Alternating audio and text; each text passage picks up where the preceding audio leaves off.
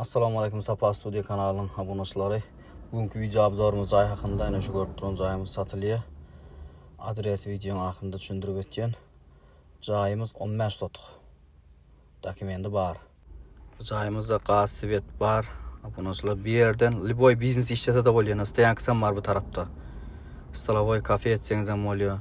Ne bu yan tarafini vulkanizatsiya, moyka etsangiz ham bo'ladi. Sharoit o'ngat suv kelib tur.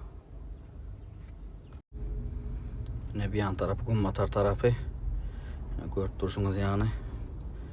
Ne arkasına çarşı işlenen, navesi işlenen arka tarafına. Ne az bir katar görsetiyor. Ne bir yerlerine işlenen ha. Aynı ışıkları var taş tarafının.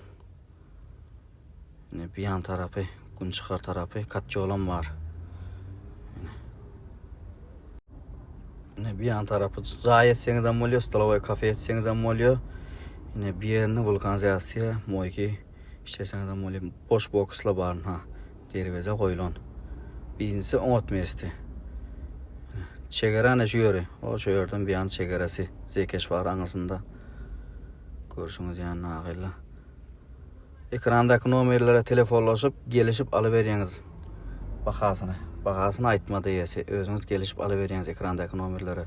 Yine bir yerini isteyen kesseniz hem oluyor. Adresimiz Qaraqalpaqistan Respublikası Törtgül tumanı.